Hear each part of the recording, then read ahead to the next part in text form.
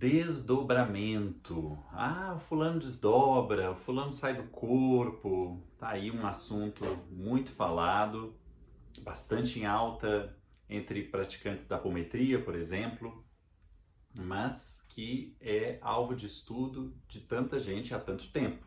O próprio Kardec chamava esse fenômeno de sonambulismo, esse termo que a gente vê desde o primeiro livro, o Livro dos Espíritos, se refere ao desdobramento, e não essa coisa que a gente imagina, esse fenômeno psicológico que remete à palavra sonambulismo hoje em dia. Quero conversar um pouco com você sobre desdobramento e falar sobre os tipos de desdobramento que há. Meu nome é Leonardo Müller, eu sou editor da Casa dos Espíritos e, aliás, a propósito do desdobramento, operador de apometria há mais de 20 anos e coordenador de reuniões mediúnicas, e nas nossas reuniões a gente trabalha com a equipe em desdobramento, né? Ou seja, com o desdobramento induzido por meio da apometria. Vocês sabem que é um assunto que suscita muita dúvida exatamente quando se estuda o desdobramento. Afinal, será que eu estou desdobrado? E em seguida a pergunta é, mas qual corpo foi que desdobrou? E como a gente pode, que sinais existem para a gente poder reconhecer se aconteceu o desdobramento e desdobrou, afinal, qual corpo foi desdobrado, né? Essa é uma das razões pelas quais o pessoal gosta demais desse livro nosso, um livro recente, lançado em 2019, salvo engano, que é Desdobramento Astral, Teoria e Prática, o livro de Robson Pinheiro. Ele é quase um livro a quatro mãos, só tem o nome do Robson aqui na capa, é um livro autoral, mas eu falo quase a quatro mãos porque sai nos Espíritos entre eu, assim, como editor. Foi um dos livros que eu mais interferi, talvez o livro que tenha mais interferido. Sou muito grato a Robson pela liberdade, a autonomia que dá, mas claro, tudo feito em comum acordo e discutindo com ele. Este livro condensa uma bagagem de 40 anos que Robson tem estudando o tema, e é fruto de um curso que ele ministrou, então transformado em livro. Por que eu conto e disso para vocês? Porque o livro fala bastante sobre desdobramento, e um dos aspectos que lá está, eu acho que de forma bastante clara assim, ele explica, é essa história dos tipos de desdobramento. Ou seja, quando nós temos a indução do desdobramento, ou eventualmente se ele acontece de forma espontânea, geralmente há o desdobramento de um dos três corpos mais densos além do corpo físico. Então nós estamos falando, por ordem, do mais denso para o menos denso, do corpo etérico, né, chamado duplo etérico também, do corpo astral, né, que Kardec prefere chamar de perispírito, e em seguida do corpo mental, né, que pode ser também dividido em concreto, abstrato, né, ou inferior e superior, respectivamente, embora nesse momento eu não vá entrar nessa distinção. Então, um desses três corpos é que desdobra. Veja, a gente pode reconhecer qual foi o corpo que desdobrou conhecendo as características daquele corpo. E aí ficam claras as características do desdobramento. Então vamos começar do mais denso, o duplo etérico. Ora, o duplo etérico é o nosso reservatório de vitalidade. É a sede dos chakras. Ele não tem órgãos assim como nós temos no corpo físico, ele é mesmo um reservatório de energia delimitado por uma manta, se a gente pode dizer assim, de proteção, por vezes chamada de tela etérica, que me parece um nome assim mais correto. Porém, outros autores, como o próprio José Lacerda de Azevedo, que cunha o nome apometria e nos dá a conhecer essa prática, chama de tela búdica, né? A meu ver, causa uma confusão indesejada com o corpo búdico, que é lá um corpo dos mais sutis, né, da nossa constituição. Então, o duplo etérico é um corpo material, né? A matéria etérica é de uma densidade um pouquinho mais sutil do que a matéria física, por isso a gente não vê a olho nu em circunstâncias comuns o duplo etérico das pessoas, mas ele é um corpo material porque nós sabemos que 30, 40 dias, em regra, após o desencarne, os fluidos do duplo etérico serão dissipados. E, na verdade, se não são, ocasionam muita dificuldade para o sujeito que está desencarnado, porém ainda tem eflúvios vitais importantes, né? O duplo etérico também é chamado de corpo vital por ser reservatório de vitalidade. Este é o segundo vídeo da série Saúde e Mediunidade e no vídeo anterior nós falamos a respeito dessa questão do duplo etérico após a morte. Então, o duplo é um corpo, por ser reservatório de vitalidade, que tem a ver com as sensações assim, físicas. Então, se o indivíduo está, eu digo durante o desdobramento, então se o indivíduo está desdobrado, se é o duplo dele que está desdobrado, provavelmente ele vai sentir, às vezes, até um pendor para um certo lado, ele vai sentir formigamento, talvez alguma sudorese, eventualmente uma leve vertigem, né? Depender aí, talvez até mais de quanto dure esse desdobramento. E esse desdobramento ele é muito útil para os espíritos se a missão é doação de fluidos. E nós sabemos, afinal, que todo o trabalho de parceria na mediunidade é feito por meio da doação de fluidos. Os espíritos precisam dos fluidos chamados animalizados, né? Ou seja, aqueles fluidos que só nós encarnados temos. Então, para agirem sobre a matéria, essa matéria nossa, física, ou até sobre regiões densas do plano astral, os espíritos precisam dessa energia. Então, o Robson defende até, no desdobramento astral que eu mostrei para vocês, que é o tipo de desdobramento mais importante, justamente porque sem combustível não é possível os espíritos fazerem nada. E os fluidos que nós doamos, ou emprestamos para os espíritos, doamos mesmo, né? São justamente fluidos cujo reservatório principal é o duplo etérico. No momento que ele se desdobra, os espíritos conseguem, né, o indivíduo consegue movimentar mais os seus fluidos para doação e os espíritos conseguem extrair melhor. Eu estou aqui falando todo o tempo os espíritos, pensando na equipe espiritual, nos bons espíritos, os espíritos que conduzem o trabalho, né? Porque evidentemente também, né, vale dizer, já que eu toquei nesse assunto, que os fluidos do duplo etérico são altamente cobiçados por espíritos das sombras, né? Espíritos especializados principalmente, tanto que há espíritos de fato especialistas em extrair esses fluidos, são os chamados vampiros da dimensão energética, né? Uma classe de espíritos que não é como aquela do Conde Drácula, né? Da literatura, da ficção, mas sem dúvida a ficção capta uma classe de espíritos que existe, né? E capta essa cobiça por fluidos, né? Que se remontam à juventude e tudo mais. Os vampiros, né, na ficção, eles têm predileção por sangue, então é uma maneira de representar, acho, na ficção, né? Mas o que interessa mesmo é a matéria etérica, que vem junto, às vezes até do sangue mesmo, mas não só, mas dos fluidos do duplo etérico. Então, o duplo a gente vai reconhecer o desdobramento por essas características, geralmente desacompanhadas de grandes percepções mediúnicas, não é? Que evidentemente podem ocorrer, mas não ocorrerão por via do duplo etérico, até porque é o único dos corpos que não se presta à manifestação da consciência, né? Não é um veículo de manifestação da inteligência, da consciência. Em seguida nós temos o desdobramento do corpo astral, né? Do perispírito. Esse de que se vale a apometria mais frequentemente, assim, induzindo o desdobramento do corpo astral.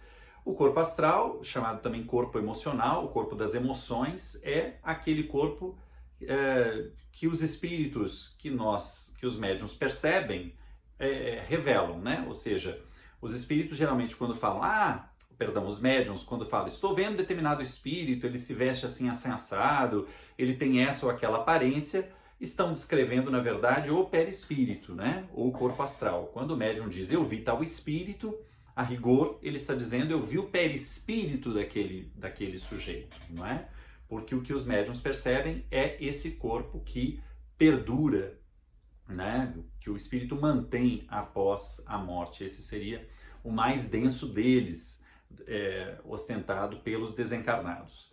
Então, o perispírito, ainda que tenha os centros de força também, como ligação com os chakras do duplo etérico, né, da dimensão imediatamente mais densa no caso dos encarnados, o perispírito, ele não tem só esses vórtices de energia como órgãos, ele tem os órgãos todos do corpo físico. Ele é, aliás, segundo a terminologia cunhada por Hernani Guimarães Andrade, o modelo organizador biológico, né? Ele usa uma sigla, MOB, que são as iniciais justamente de modelo organizador biológico, porque é o perispírito que serve de base para a formação do corpo físico e, evidentemente, portanto, ele preexiste e subsiste ao corpo físico, né? Então, nós vamos ter o perispírito tem fígado, tem pulmões, o perispírito tem coração e todos os órgãos mais, né?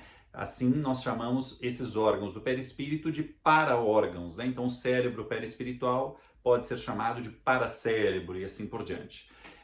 Como é um corpo que se presta à manifestação da consciência, o corpo por excelência, inclusive manejado na mediunidade nesse sentido, na hora que o desdobramento do perispírito acontece, as percepções mediúnicas do médium, né, nesse caso assim, né, as percepções da realidade extrafísica, eu devo dizer mais corretamente, se exacerbam, né? Naturalmente, independentemente da ação de espíritos, isso já acontece. Então, o animista terá muito mais percepções no momento em que ele desdobra.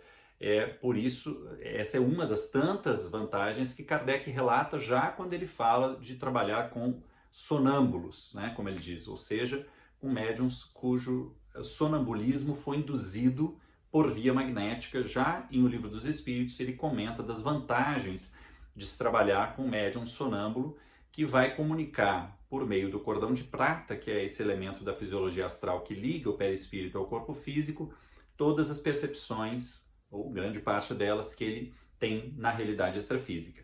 Se estiver desdobrado o perispírito, portanto, as percepções são aguçadas, são aprimoradas. Nós vivemos isso em nossa casa. Nós trabalhávamos em reuniões de desobsessão. Em nossa casa, a gente usa um tipo específico, uma técnica específica de Kardec, que é a reunião de evocação. E esse trabalho de evocação foi por anos feito sem usar os médiuns desdobrados. E depois, com a introdução da técnica apométrica como prática regular em nossa casa desde o ano 2000, o que aconteceu? Nós tivemos um salto assim geral. Os mesmos médiuns que trabalhavam até então e outros chegando, ao longo de anos, deram um salto mais ou menos em conjunto a partir do momento que a gente adotou a prática do desdobramento na abertura de cada um dos trabalhos. É extremamente interessante. Então, se o sujeito já tinha evidência, a evidência ficou mais clara. Se o sujeito já tinha uma facilidade na comunicação, né, por meio da psicofonia, ou seja, né, o chamado médium falante de Allan Kardec, também foi favorecido pelo desdobramento. E assim por diante. Então, as percepções serão aguçadas. Também, aí é um lado que merece um pouco mais de cautela, as emoções ficam mais afloradas. Então, por um lado é bom porque o sujeito vai conseguir dar mais expressividade, no caso do transe, né, da comunicação mediúnica de certo espírito, por exemplo, que será tratado. Ele conseguirá dar mais expressividade à questão emocional do espírito, isso pode ser benéfico.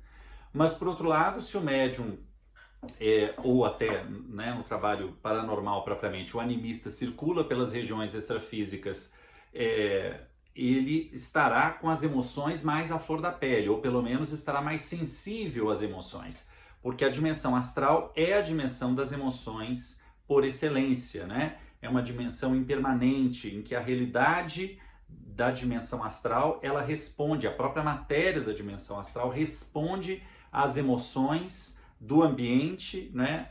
E aos fluidos. Cada emoção corresponde a um tipo de fluido, nós aprendemos com Kardec.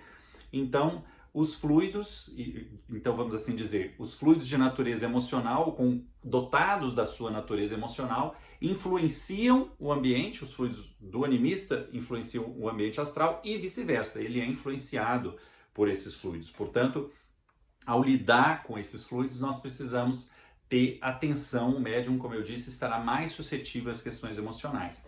Então é importante ele aprender a distinguir, a perceber, registrar certos fluidos, certas emoções, mas sem necessariamente envolver-se com elas, porque isso pode causar, se ele circula na dimensão densa, que é um pouco a regra assim, do trabalho, isso pode causar desgastes e outros inconvenientes.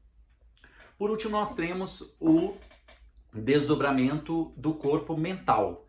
Essa é uma coisa interessante porque, ao contrário do que ocorre com o desdobramento do perispírito, quando o animista ou médium começa a descrever cenas, panoramas da região extrafísica, percebe formas com clareza, assim, objetos, roupas, né, assim, vestimentas, portanto, fisionomia de certos espíritos, traços, e projetado a certos ambientes, ele saberá descrever ambientes, seja da dimensão física ou extrafísica, a depender de suas aptidões e de sua destreza mediúnica. Com o corpo mental, quando o desdobramento de corpo mental não é assim. Geralmente ele tende a não perceber formas, não perceber imagens. Entretanto, o paranormal ou o médium, a depender do caso, ele sabe de certas coisas quando o desdobramento é do corpo mental. Ou seja, ele recebe informações da dimensão extrafísica em bloco. Uma ideia que chega por completo, assim. Ao passo que, às vezes, a percepção em corpo astral parecem peças de um quebra-cabeça que precisam ser concatenadas, no caso de uma reunião, o desdobramento em corpo mental favorece que o quebra-cabeça já venha montado, compreende? Ou seja, que aqueles elementos se alinhavem por meio de uma ideia que já vem assim com um certo diagnóstico, por exemplo, uma hipótese para explicar determinadas percepções que, sei lá, de uma patologia espiritual que aflige alguém, por exemplo, que está sendo atendido, enfim. Ou seja, o corpo mental ele favorece uma expansão do campo das ideias. E no que tange a registrar, por exemplo, a presença de espíritos, ele não saberá dizer, estou vendo o espírito tal, nem se ele se concentrar, percebo roupas, percebo nada. Não. Porém, ele sabe, eu sei que o espírito tal está aqui. Né? Claro, na hipótese de ser um espírito com quem ele tem familiaridade. Eu percebo o espírito. Mas você o vê? Não. Você nota de alguma forma sua presença? Não, mas eu sei que ele está aqui. Eu recebi a informação, por exemplo, né, como eu disse, um bloco de ideias, assim, um bloco de informações. Isso tende a denotar o desdobramento em corpo mental. Né? Vejam que há aí uma série de coisas interessantes. Esse tema, enfim, aqui é uma breve e rápida introdução sobre esse tema tão fascinante. E como eu disse, é estudado aqui no livro Desdobramento Astral, Teoria e Prática a fundo, o livro de Robson Pinheiro. Sabe que antes de fazer o vídeo eu fiquei folheando o capítulo 20, que é de propriedades do duplo etérico, e lá pelas tantas falei, não, vou parar de folhear, porque é tanta coisa interessante só no duplo etérico que se deixar eu vou falar até amanhã cedo e não termino nunca mais. O Robson Pinheiro, como terapeuta, escreveu antes esse livro, embora esse aqui, sob inspiração dos espíritos Joseph Kleber, José Grosso e André Luiz, esse livro que se chama Energia, Novas Dimensões da Bioenergética Humana. Ele mostra aqui também algumas técnicas de magnetismo, fala um pouco desses temas de desdobramento e chakras, etc. e tal. São os dois livros que eu queria mostrar para vocês que ele tem escritos assim como terapeuta, condensando essa sua bagagem de cerca de 40 anos. Eu sou Leonardo Möller, editor da Casa dos Espíritos, e até a próxima.